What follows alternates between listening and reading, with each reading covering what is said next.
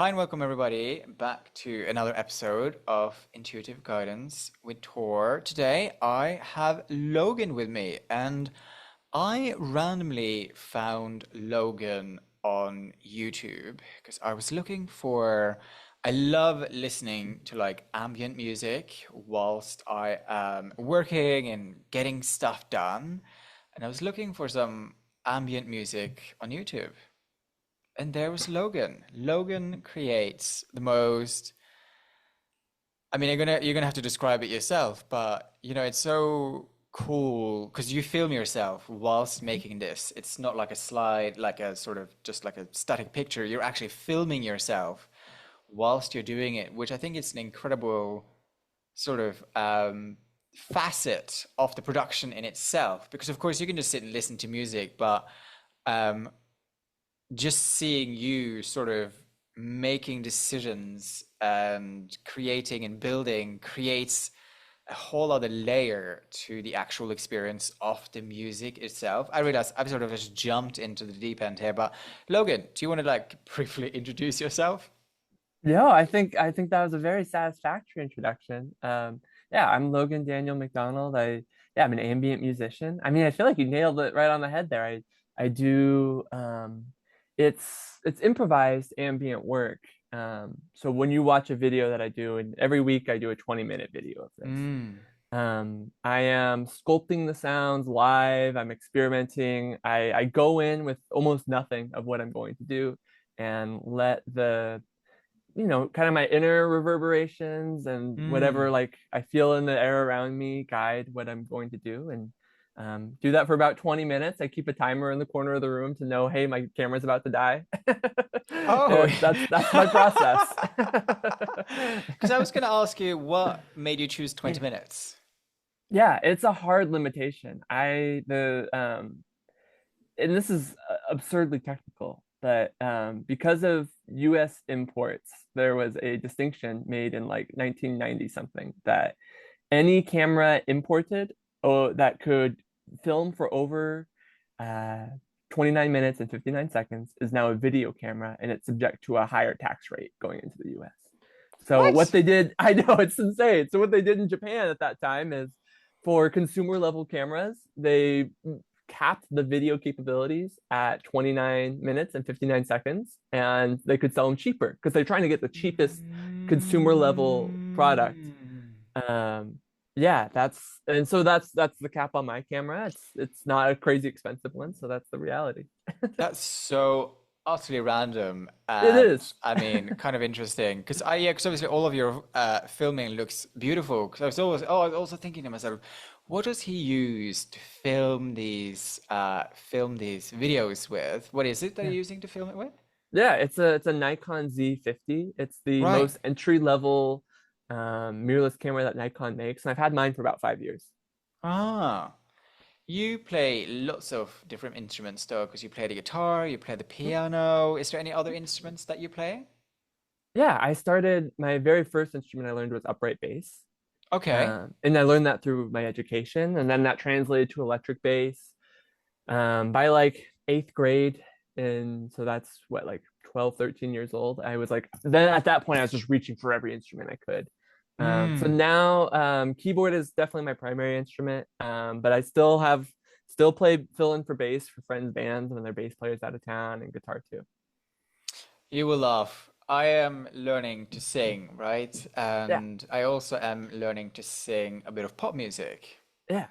And probably the thing that I find the most difficult is actually the rhythm, right? Which Mm. obviously what the bass is creating is the bloody rhythm. Hmm. And my singing teacher tries to get me to do all of these rhythm exercises, which I do, Excellent. but the internal rhythm, bloody hell, it's taking forever to sink in. I Yeah, don't know why. it's so hard. It really is. Um, it's so intuitive, so it's hard to teach, I feel like.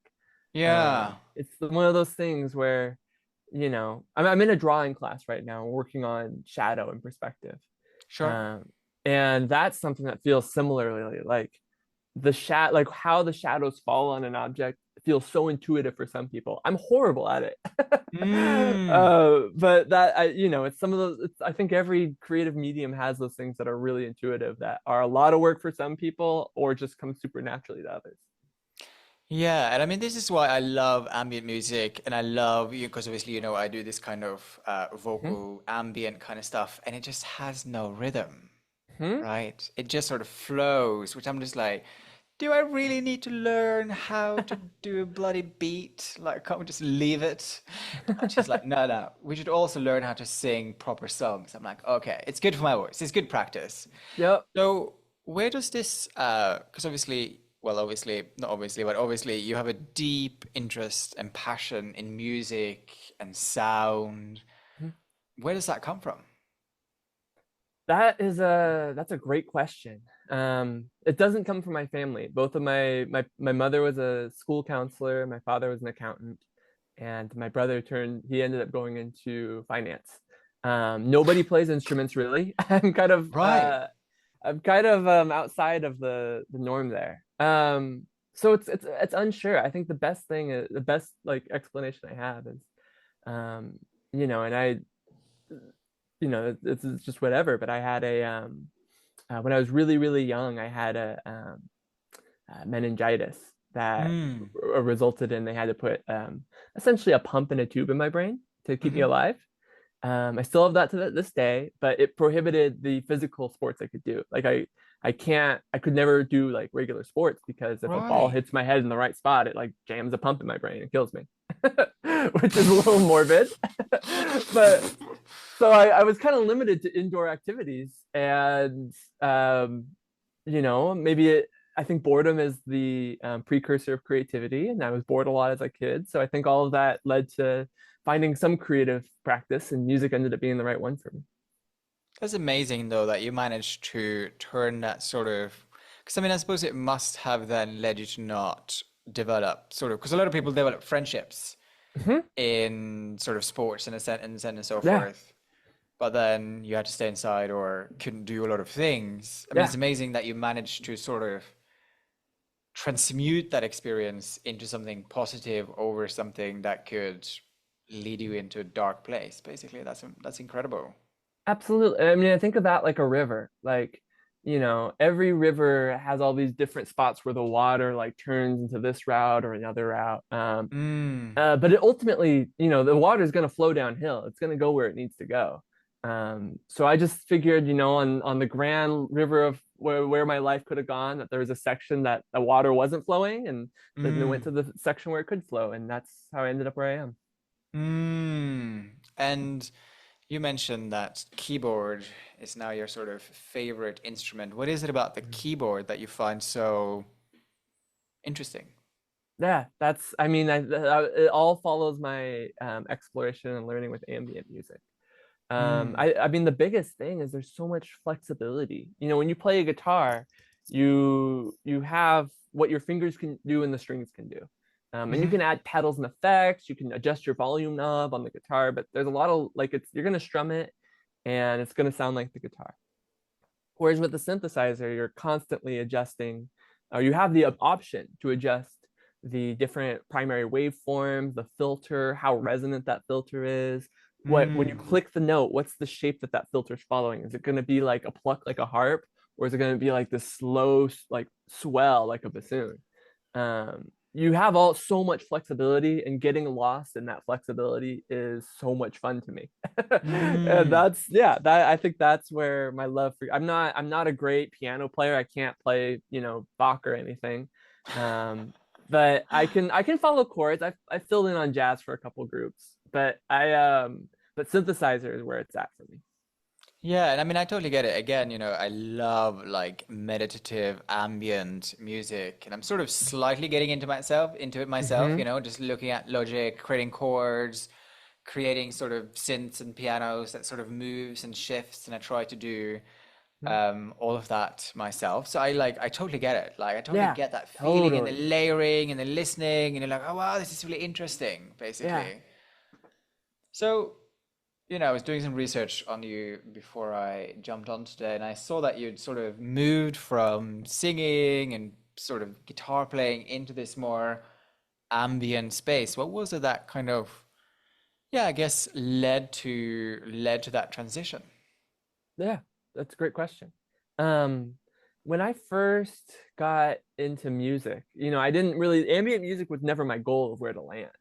Mm. I originally got into music because I wanted to write music and perform it.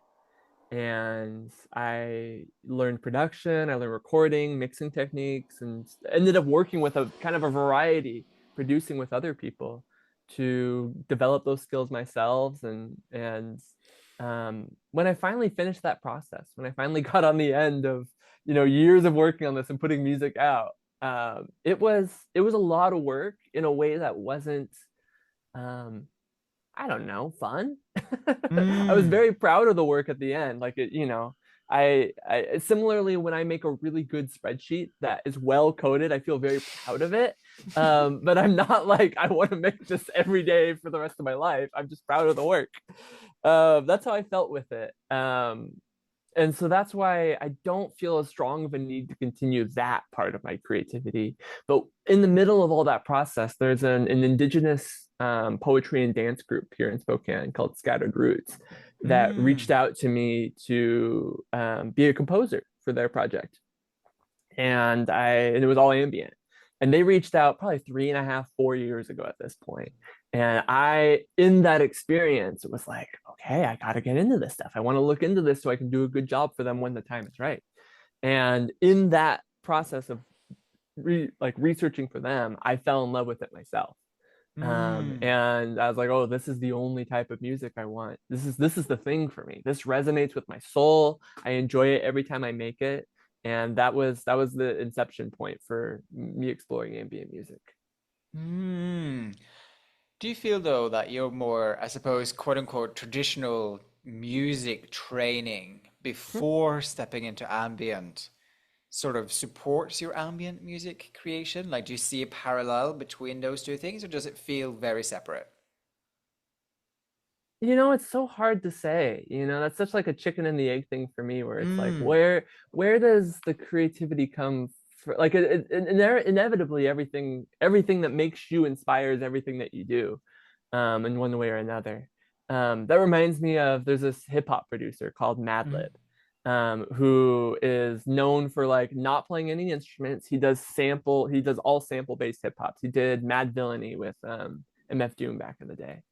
But I was listening to an interview for him like a year ago, and he said, he grew up in a musical family. He knows how to play guitar, bass, drums. He could be his own rhythm band. He knows, he's not great at anything, but he'd be a good rhythm player. But he doesn't use any of it for the music he makes. But it Mm. obviously informs him, is what he said. And I feel like I'm my experience with ambient music is that way. Everything else Mm. I've done obviously informs it. It's not necessary, but it led to me where I am now, and so I it has to inform it. Mm. Mm.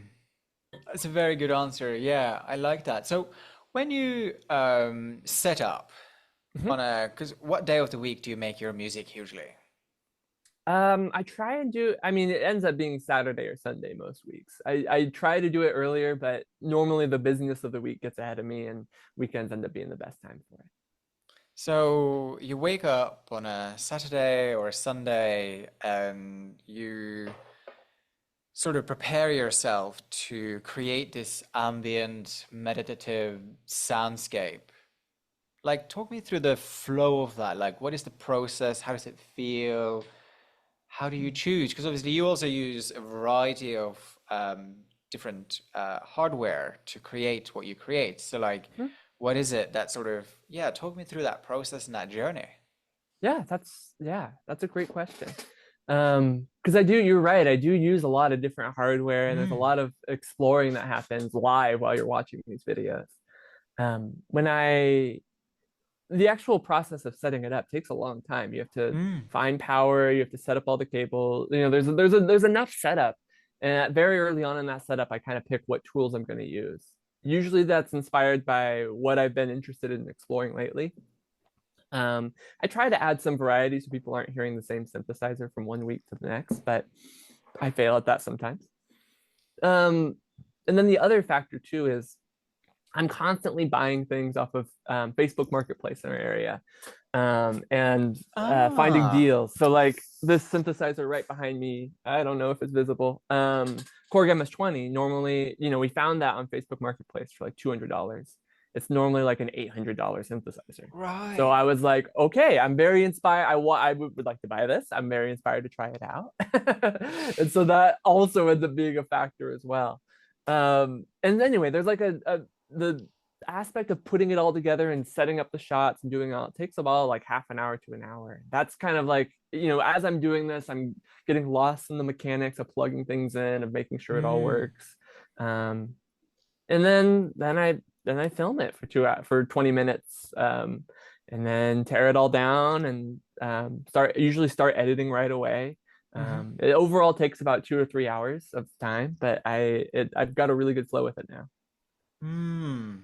Do you do it like, because I suppose, I mean, the meditation truly begins when you hit the record button and you start your journey, but do you do a short meditation beforehand, or does the meditation kind of begin? Well, like when does it feel like for you the meditation begins? Yeah, it's so weird. I feel like the process of setting it all up, because as you are plugging things in together, I'm alone during all of this time. There's no like there's I'm Mm, not I'm kind of in my own world of like connecting all the pieces. My thoughts are very focused during that period of time. It's kind of like I get in a little mini flow state just setting it up, and when it's finally all ready, I feel very prepared to get into the actual meditative process of creating the music because I've been very focused. My mind has been cleared of anything else that was going on in the day beforehand. Gets pretty locked mm, in, pretty like there ends up being a lot of space. So um, after that point, if I'm feeling really good about where everything's at, usually I do a bunch of test takes of the camera in different positions to get the right right. position. Yeah. When I'm happy with all of that and I'm feeling good, my mind is pretty clear already. So it's usually a good time to say, all right, Mm, well, let's just jump in and I'll snap into that meditative process pretty quick. mm. So when do you stop looking at your phone? Right? Like when is the, because like whilst you're setting up, like do you have Mm-hmm. access to your phone? Like how, like does that distraction come in or does it not come in? Like where does your phone, like your mobile and the Instagram and the WhatsApps, like where is all of this in the Yeah. midst of this setup? Yeah. I do put it on focus mode right away, Yeah. so that I don't get distracted by any external things. But actually, I set a timer on my phone so that I know where I'm at in the time scope of it all. Um, Mm, so I do that right away. As mm, soon as I hit record on the camera, I set that up. I set my phone like far off in a corner of the room to where I can just kind of see the numbers. mm, And that, or and that's that. Yeah. mm. And what is during, so the camera is going, you're down by the piano or your synthesizer, Hmm. like what's going through your mind as you are moving through those 20 minutes? Hmm. It's a mix. I mean, it's a mix of two things. There's one part of me that's really strongly attuning to the music that's happening itself. That's like Mm, sitting and resting and reflecting, like kind of the more restful, like Zen part of me is the yin part of me is there. And then there's a whole separate part of me that's kind of recognizing, all right, where am I at in the journey of the story I'm trying to tell with this music? We start in kind of a slow, like we have to build the different layers of sound that like build on top of each other to create the type of music I want to make. Usually I'll do a key change or two in the course of that 20 minutes. So we'll go from the key of C to F and then from F to B flat or something. hmm And so I'm kind of thinking, all right, this we're in one realm. I'm kind of building up the sound profile. What more can I do to make this interesting, and how can I move on to the next motif smoothly? mm, So there's that processing, that part of it that's like very in the focus part of how do I move this along? What needs to happen? What can I do? And then obviously, and yeah, and then that and combined with the other part that's just very restful and like meditative in it too. mm. You were talking about there, or you mentioned there that you are trying to tell a story with Hmm. what you're going through. Like, where does it feel like that's coming from within you as you are producing your soundscape? That it's so silly. Like I remember when I was young and I was in a jazz band class. We learned about jazz improvisation, Mm. and then when you solo, and how you think of soloing in jazz and these big arcs. You don't want to you don't want to end on your highest, craziest note. You're taking the audience on a journey with you. And as you go on that, you start slow, you build up to these moments, and you have these little arcs that maybe continuously build up, and then you have to decide, at the very end, do you want it to end with a bang, or do you want it to kind of like gently, like where do you want it to land for people? That's the mindset I kind of think about while I'm doing these ambients, because it is solo. It's essentially a 20-minute Mm. solo of me doing whatever I want to do. Mm. And those like mental arcs of, all right, where are we taking, where am I starting, where am I ending, where have we been, where are we going, is like constant, is the whole story of it. Mm.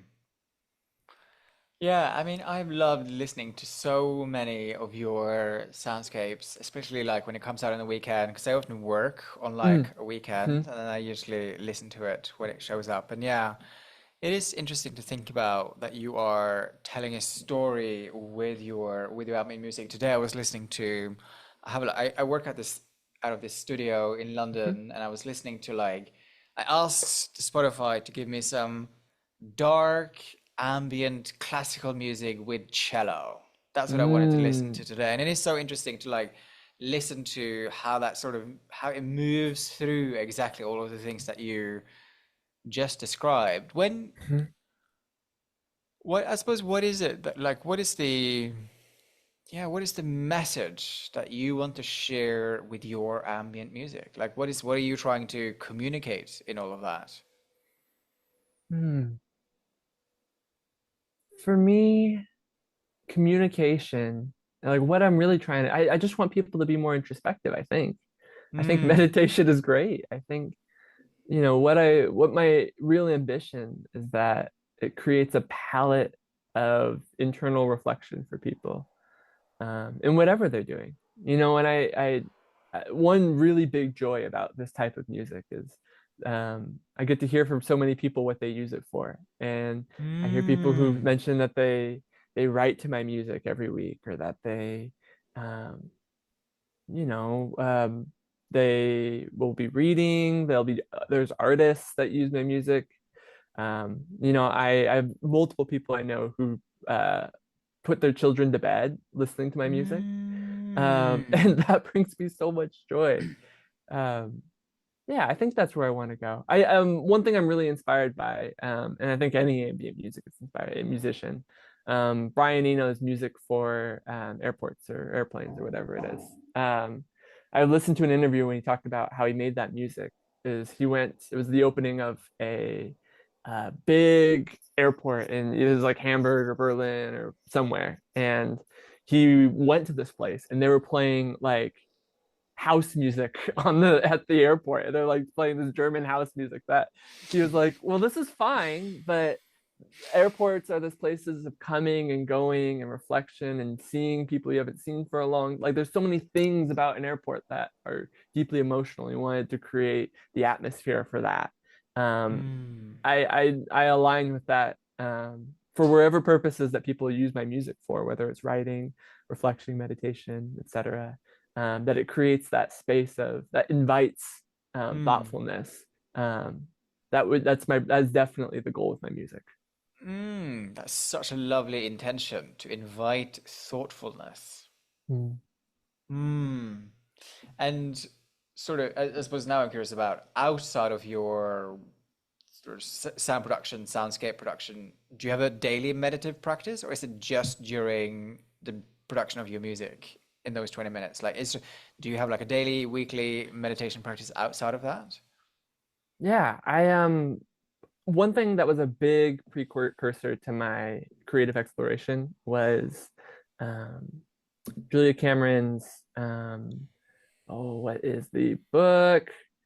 Um, oh, it's like the yellow cover with the red. It's like these like creative artist way.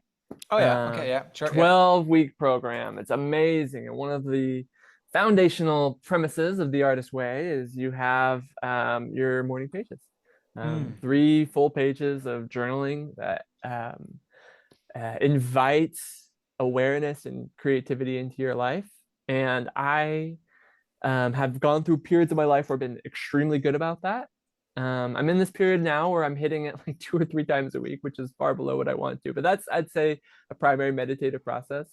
I also, and it's definitely not the same, but I also read every night, which is, Mhm. people say when I was an English major in college, and one thing that was said a lot was that reading is forced meditation, because you are Mm. forcing the whatever's going on in your mind literally has to be out of it in order to read.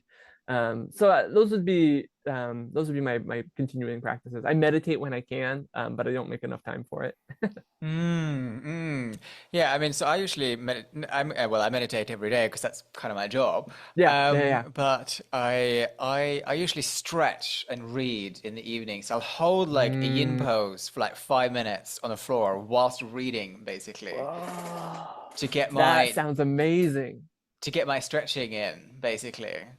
Because otherwise, yeah, I'd had to combine both to have enough time to do both, basically. Yeah. So that's how I get my daily stretching in. It's like I lie on the floor and read and stretch at the same time. Whoa, that sounds great. I It love is, that. it's great. It's really, really good. It's really, really good. And I just hold like, yeah, because it usually, how many Hmm? poses is it? It's like maybe 4 or 5 poses because I hold Yeah. each pose for like 5 minutes or something like that. So I Hmm. just sit there and I sort of stretch into it and then I read my book at the same time.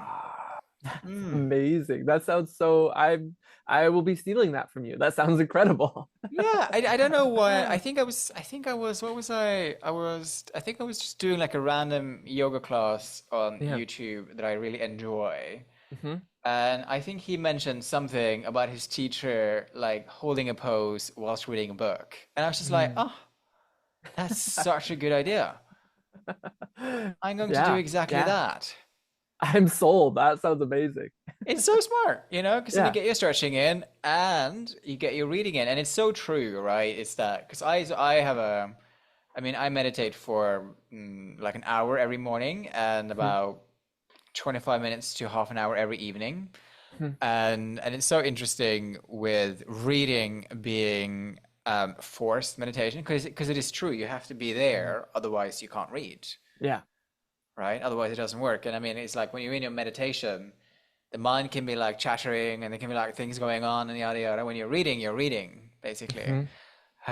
How interesting. I love that. I love that phrase. So, in terms of where your practice is right now, and of course you've got your YouTube, and I know that you've started doing some live performances, which is Mhm. really cool. Like, if you could cast your mind ahead, Mhm. what would you like to see in terms of your musical creative expression? And yeah, like, what's the ambition, if any? Absolutely. Yeah, I'm extremely, extremely, and I don't think it's healthy. I'm very goal oriented. And whenever Mm, I meet, I think goals are like these constantly moving waypoints of where you want to be growing, what direction you want to be growing in. So I've set goals and I've made goals and they move all the time as they mhm. should. But right now, my biggest ambition, I just got all of and in my recent video, I showcased this. I got all of the equipment to do fully live, like mobile recording, like recording and performing. Yeah. I saw that. Yeah, yeah. Yes, yes, yes, yes. So and they're based out of Bristol in the UK. I've got Oh, these little speakers, the loudest mini speakers that exist, mini rigs. They're awesome. So I got a pair of these that I use for live, and they are too loud. They're awesome. Um, really? I'm gonna have to look that up because, I mean, because so I do my singing live, yeah, yeah, yeah. right? And I've been trying to figure out like what is the best speaker to do that with because I'm currently, I mean, it's not the best approach in the world, but Hmm? I will. So I have do you know Loopy Pro on iPhone? I do not. So Oh, there's Loopy. Yes. Oh, wait, no, I understand. Yes, yes, yes, yes, yes. yeah, so Loopy Pro is like an interface on your iPhone basically. Yeah. So I have hooked up like a reverb and echo plugin into Loopy Pro, Hmm. and then I have the iPhone connected to a Bluetooth speaker, Hmm. and then I sing into the iPhone, and then Oh, the awesome. music that comes out of the speaker is obviously this sort of echo and reverb kind of Yeah. experience, which just makes my kit bag, it's just my iPhone and a Yeah. speaker basically. It doesn't work perfectly because of the feedback between. I have to be very careful with where I point my phone because obviously Hmm. otherwise it creates feedback. Yeah. That's so cool. So, yeah, and I did see that video where you did that live performance in that park, right? Hmm. Hmm. How did that go? Exactly. How did that go? How did that feel to do it outside in amongst people? It went awesome. It went so good. I was so happy with it. And this has been a dream. I probably decided like 6 months ago. This was the avenue I wanted to pursue for this upcoming summer. There's where I live is known for having great outdoor places to go. It's Mm. Spokane. They say 15 minutes in any direction is a national or state or municipal park. Um, Mm. it's people come from all over like California, all over the country to come hike here, which is lovely. So I'm very honored to be in this place, and I wanted to take some of my creative practice out in that space. And the Mm. first time it was just a little park. It's 5 blocks from where I'm located, over in that direction, Mm-hmm. and it went very lovely. It was amazing. The whole time in the back of the video, there's like 100 ducks swimming around the pond and grooming themselves, and you could just get lost watching the ducks in the video, which I was very happy about. So the music that you were playing were also playing live and you were recording it at the same time. Yeah, yeah, yeah. So I was playing it live. I was pretty quiet. I was pretty quiet. Ah. But it was I have, ever since I did that, I have a lot of local creative friends, and they want me to do like a 2 hour come, anyone can come and hang out while I perform live in a park. I think that's so Um, cool. You should so absolutely yeah, do yeah, that. yeah, that's on the Yeah. books. I just gotta find it's still very, very early spring here. And Right. so it's Yeah, 40 yeah. Here degrees and cold. I got lucky with a sunny day. it is we had like suddenly, I mean, when you say 40 degrees, it means nothing to me because it's Fahrenheit, right? I'm in Celsius, so I don't know what but we suddenly had Yeah, loads of 5 degrees great we Celsius. Yeah, Oh, that's what right, we so it's had. cold. Oh yeah, it's cold. Yeah. Right, right, right, it's cold. We're actually probably we're probably about, I think we are probably about 5 degrees Celsius hotter. But I mean, it's Mm. still cold, right? It Mm-hmm. is Hmm. still cold. Oh, I love that. That's such a cool, because I mean, yeah, because there's a guy on YouTube. I'll see if I can find the link where he does like a live ambient sort of set, basically on Yeah. stage. So it's at a Mm. festival, I'm guessing. Yeah, I'll send you that. Because is that something that you would like? Is like, would you like it to be like on stage, like a whole sort of setup in that, or do you want to keep it more small and local? Like, what are your ambitions around that?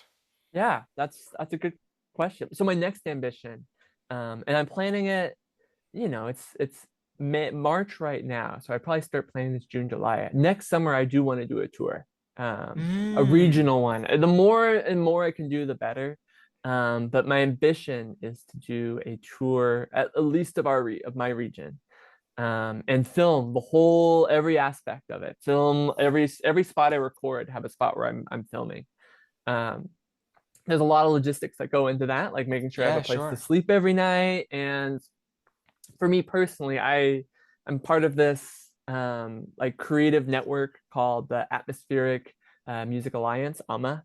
Mm. And I have there's members of AMA all throughout the US. There's some international, but it's based in Chicago. So meeting up with as many people along that route that are like my fellow cohort, I'd also have the ambition of doing. And then I want to do a really good album during that period too. So before that tour happens, have a really like a solid album and album release. Um, and do the more traditional music release side of Mm. creating. Um, since the YouTube is it's like so different than like when musicians go and they create an album and they share an album. So I Mm. wanna explore that kind of in tandem with everything I'm doing already. That's so cool. I Yeah, love and we'll this. see. It might all fail. It might all do bad, but that's fine. I mean, I think it's very okay to have goals and be orientated in that direction. Like, I think it sort of gives your I mean, obviously don't know how things are going to unfold, but at least it gives you a sense of like Mhm. directional place that you're heading. Because I would, I mean, one day I would also love to go on tour. Yeah, I would love it. I would love yeah. it to sing and do my sort of ambient vocal singing live. Yeah, I Yeah, would and love share it with it. all these people. You know, one thing that works for this style of music too is my tour can involve stopping at yoga studios that want sound baths. You know, it can be a Mm, tour that it doesn't have to be traditional venues. It can be outdoor experiences. It can be those type of experiences. So I'm mm. really open-minded. I think thinking open-minded like that is going to help make it come to fruition. Yeah, I think that's so. I think that's so true. And I mean, because obviously sandbaths is very. I mean, I don't know how popular it is in Washington, but it is very popular here. Is it popular Mm. in Washington where you live? You know, yes and no. I think it's niche. So, and where I live, Really? I'm in the second biggest city in Okay, Washington State, right. and there are probably four different venues, like yoga studios that host those sorts of things. Maybe like five.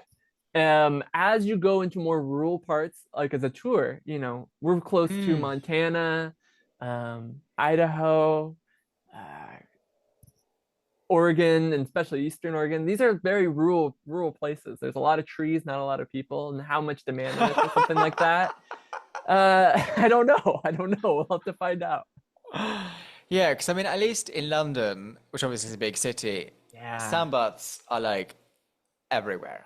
that's amazing. Like everywhere. Everybody's a sound practitioner who does sound baths, basically.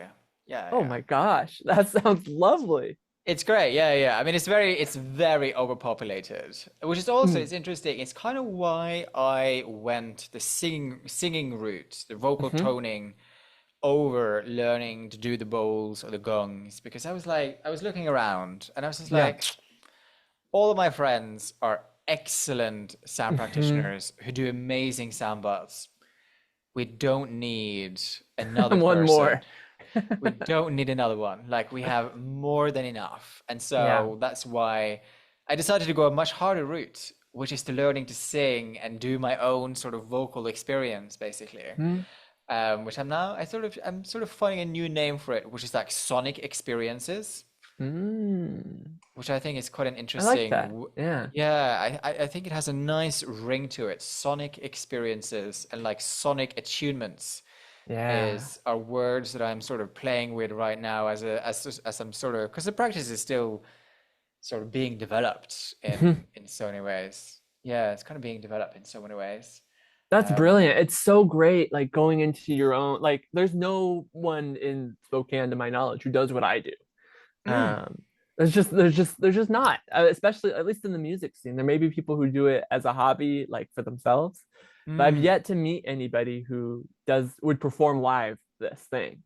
And mm, what you're describing, like going off into a venture that is you know, you don't know how it's going to turn out. You don't know if there's even a demand for it, but kind of creating mm, your own demand and you know, you're selling people on the benefits of it. You know, you can compare it to similar things. Like for you, you can compare it to a sound bath, except with a voice when you mm. talk about these sonic experiences. But it's still something very unique and something that uniquely you can do. Yeah, yeah, yeah. I love doing that. The more like unique and the more something personally resonates with you, regardless of whether or Mm, not it is well known, I think mm. makes something all the more special. Yeah, I agree. And because there's no, from my knowledge at least, in London, there's a couple of men online who do what I do in their own Hmm. way, Yeah. but there's no male performers who does what I do. There's a couple of female performers who are some amazing singers who will sing with the Mm. bowls and it sounds beautiful.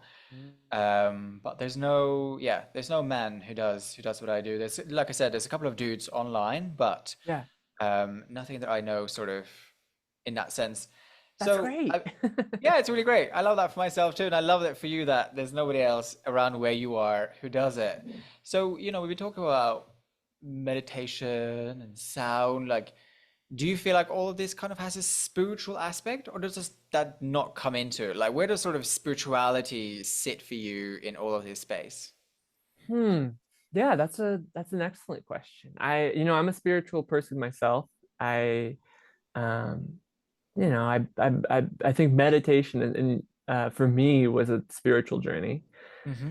And at this point, I think there's so much spiritual resonance out in the world that you can attune to.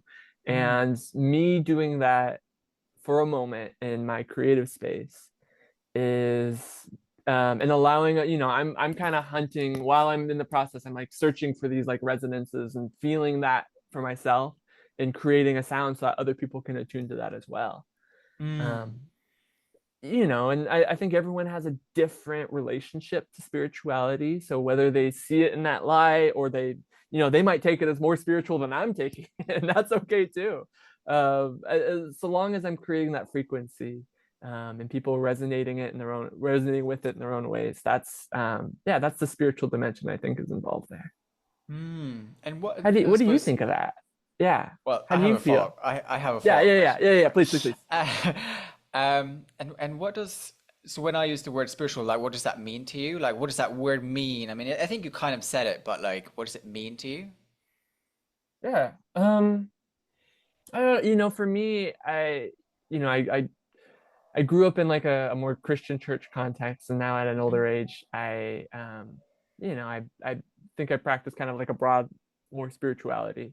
Mm. Um, but I think for spirituality for me, I think like the thing I constantly think about is that our existence and Mm-hmm. everything that we can see and imagine is like the size of a sandbox, Mm. and the reality of the spiritual implications of existence and of the world and of knowledge and all these things are the size of the whole world, and all we see and experience is just this tiny little sandbox.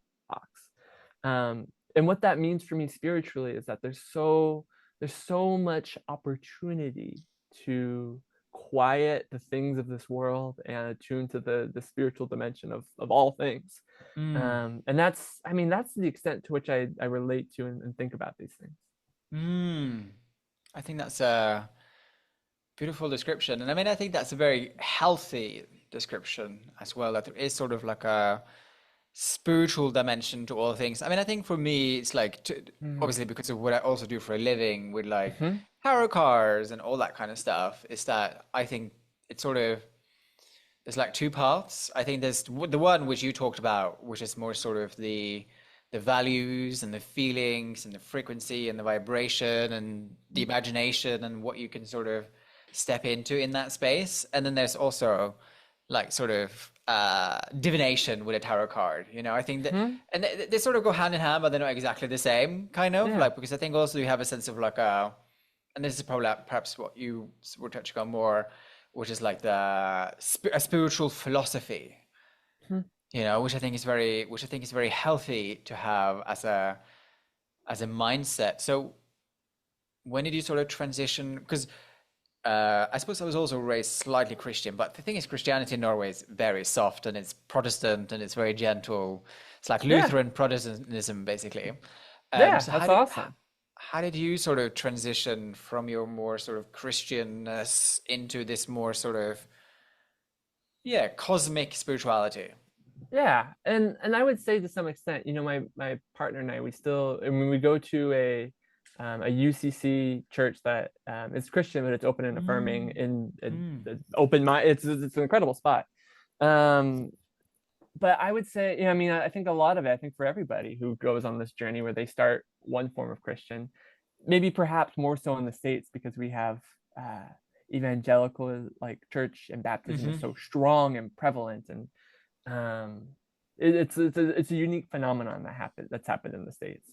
Um, it is. So That is a very diplomatic way of putting it, but sure, yeah, yes. yeah. Oh my gosh, it's the history of it's also crazy, but uh, I don't know. There's a lot of people who are in that realm Hmm. everywhere in the States, and that's fine. But a lot of people end up deconstructing that.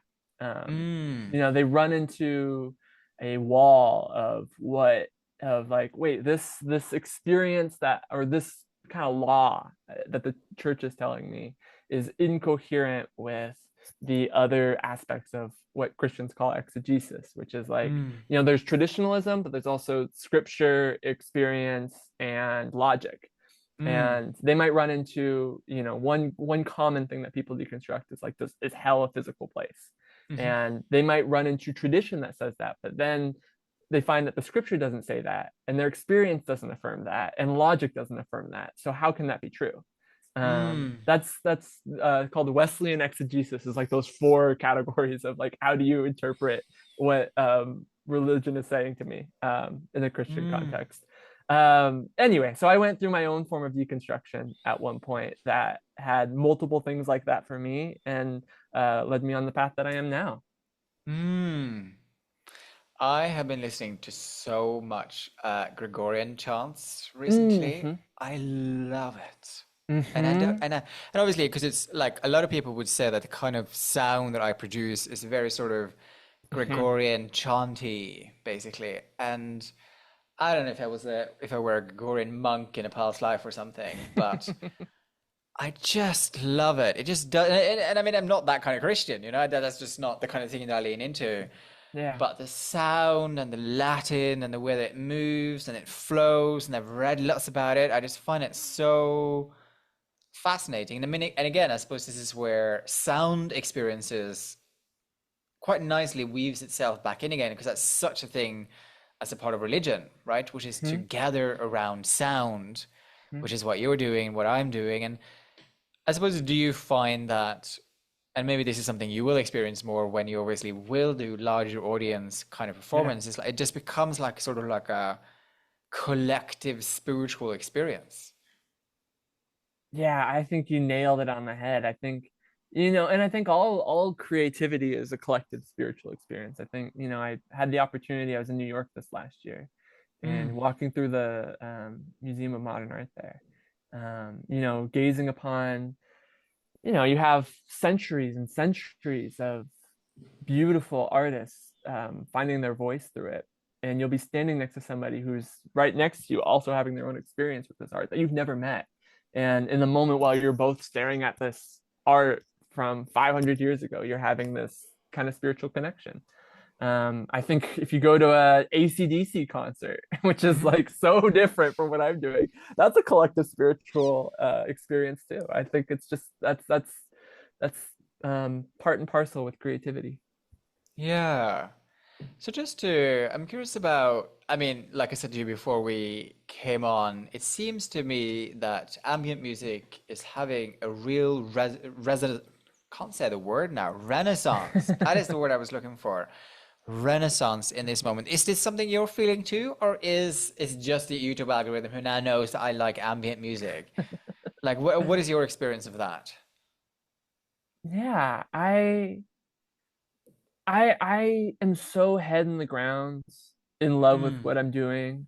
I really don't know. Mm. I wouldn't be the expert on that. I feel like there's musicians who I really admire who are making incredible work. And I think there's a number of factors. There's modular synthesis got really popular. The tools to make ambient music now compared to 40 years ago are way more accessible and interesting. Way, way, way more. There's so many, like people are the things you can get for free to create a good reverb sound now just did Mm-hmm. not exist 40 years ago, or 30 or 20 years ago. So that I think it plays a factor. To think that we're in like a renaissance, I feel like um give it a few years and I think we'll see a renaissance really. I think we're on a Mm. trajectory of there being only more of this stuff. Yeah, because I also think it's probably something people will need, right? In a sense of that, winding all the way back to what you were saying earlier, that it's an invitation for introspection. Mhm. In a sense of where the world is heading, right? We just need more experiences, various experiences that can bring us a sense of calm, Mhm. which is I obviously what wholeheartedly agree. which is obviously what ambient music does, right? It's just meant to like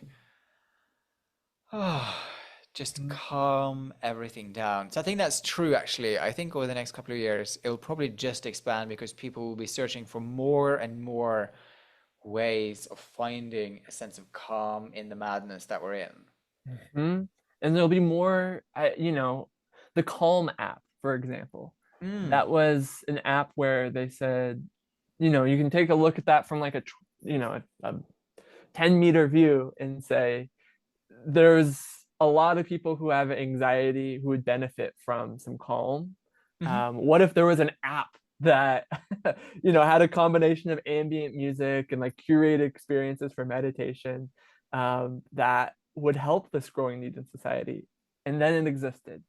I don't know about the ethics of the Calm app specifically, but to say that there is a growing demand for this in our world and that more people will find their own way of meeting it, whether it's me Mm. making an ambient experience or whatever, I think that's nails on the head. There's definitely the demand for this is only going to grow. Mm. Mm. As an optional ending, Sure. I do read the tarot. Yes. Yes. And as an optional ending, I will give you a short tarot reading if you want to. Gladly. Okay. Gladly. Oh my God, I'm very excited for this. I don't tell people. I know it's a bit naughty, because then people don't get to prepare, basically. I suppose you could let me know if there's a yes or a no. But so you Oh, have I've the been option. prepared for years. I'm ready. Have you had a tarot reading before? I actually have never had one. I This is my love very that. first. This is very special. I love that. So we can approach this in a few different ways. Hmm? You can ask a specific question if you have one. We can set an intention, or we can just keep it open and just let the tarot take us where it thinks what you need to hear in this moment. It's your reading, so um, you can ask or do whatever you want. Hmm. That's a good question. I'm thinking of the big decisions, the big questions in my life. Um, I would say this. And I don't know if this is uncouth what I'm saying or not, but where I live, weather is a big uh, dictator, and I'm not asking for you to do a tarot reading on the weather, but whether there's seasons of movement and there's seasons of more stasis, Hmm. and winter here's are bad, and summers here are great, and so generally there's a lot more interaction, there's a lot more emotion. The sun's so much more present in spring, summer, fall than it is in winter. And as I'm exiting my cocoon of this winter season, and looking into the season of seeing other people more, doing more, I'm very mindful and thoughtful about my time and about whatever decisions are going to be ahead of me. So that is that would be something I think a reading over would be special if So possible. yeah, sure. So it's like a reading on the energy of the spring awakening. Beautiful. Well, you that was so much more succinct than what that's you nailed it. Yes. That is because it's my job. Yeah. That's what I do. Yes. Excellent. Great. That's so funny. Um, so the tarot has 78 cards. Historically, the cards have been assigned meanings. I do, of course, work with those meanings and the pictures that's on the deck, but I also just work with what it is that I pick up in the moment. And what Logan wants is some guidance on the spring awakening that's just around the corner. And I mean, we have very similar weather, right? Where I Mm. am, and also where I grew up, because I grew up in Oslo in Norway. And I'm Mm-hmm. guessing Oh yeah. either our winters are about the same or ours are worse. I'm not sure. Mhm. Like, how Oh, does I'm it get? sure. How cold does it get where you are? Um, it gets below freezing during the winters and there's snow. So that would be like negative like 5 to 10 Celsius probably is the Right. spring we Okay, so it's get. about the same. I would argue it's probably about the same. Where my dad lives, we can get -20, but Ooh. um, Yeah, that's about the same. I'd say that's Hmm. about the same. All right. Let's see what the tarot has to say. How do you feel about it? Nervous or just excited about the reading? Yeah, I feel very strong, warm vibes from our connection. I feel Mm, I only excitement. mm. We've had a warm connection from like the moment we connected on YouTube, you know? Hmm. I love that. Okay, so what are we seeing here? So the three cards that I have pulled for you, the first card is the Seven of Cups, and the Seven of Cups on this card looks unnecessarily scary on this deck. It doesn't look so scary on the other deck that I have. But as you can see, there's like a mini, I like to think of it as a mini dragon, you know? Hmm. And then he is holding a mask and he's also holding a skull over there. And I think that sometimes, um, this card, and there's also a castle in the sky in the background. And actually, I argue there's lots of like creativity and energy, but there's also, I think, what you will find with this spring as it comes and a spring awakening and sort of managing your priorities, I think you'll also be going through a time period where you really get to understand what is your priority, Hmm.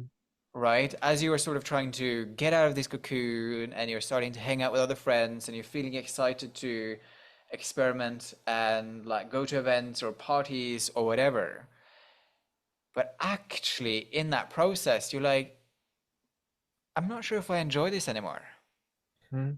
Do you see what I mean? Like, I think you will find as you are coming back out of winter and into spring now, is that perhaps activities that you found fun last year or the year before, actually, I think you'll find that what you're looking for in this spring is a lot more depth in your experiences. Not to say that you haven't had depth before, but I Yeah. think because of this meditative practice that you've been through, especially over this winter, right? Because like you said, you've really dedicated and you do it every week for a couple of hours. I mean, that takes a lot of effort.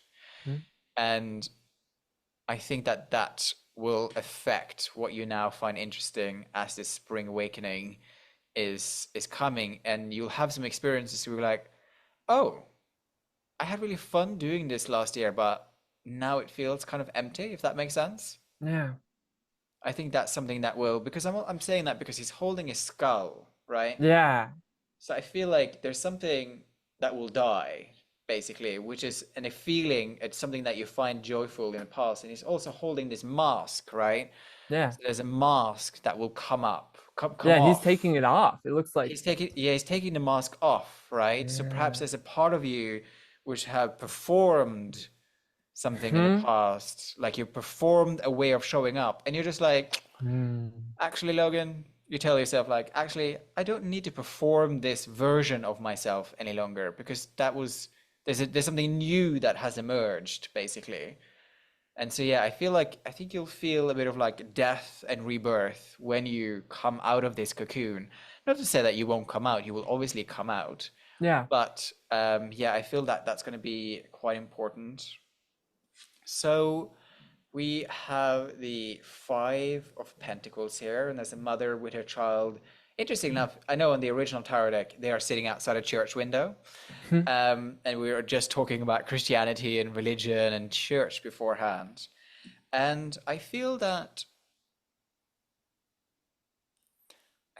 as you are coming out of this cocoon, there's going to be a feeling of really wanting to give back to your community, whether Hmm. this being your more religious Christian community or something else. Like there's going to be a real need and feeling of giving back, I Hmm. think, and sharing, and also just.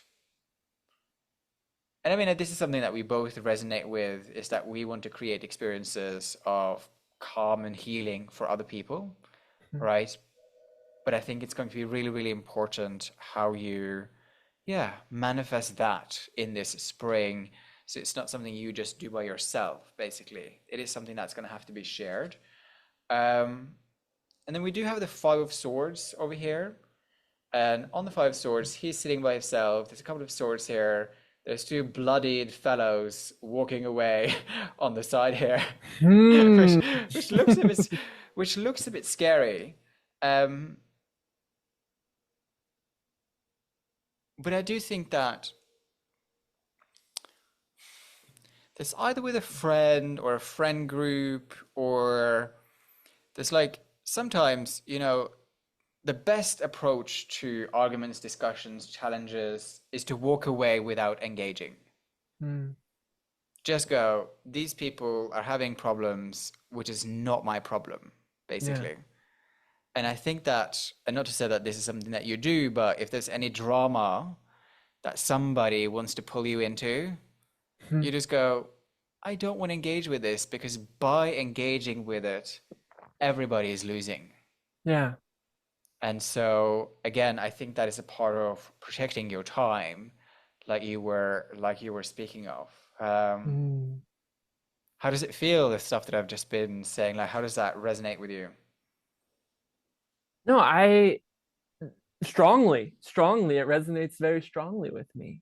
I one thing that comes to my immediate attention is I have this burgeoning love for the ambient music that I've done. Hmm. And I've been working more on it for at this point for years, but I have ambitions for it and to see it grow.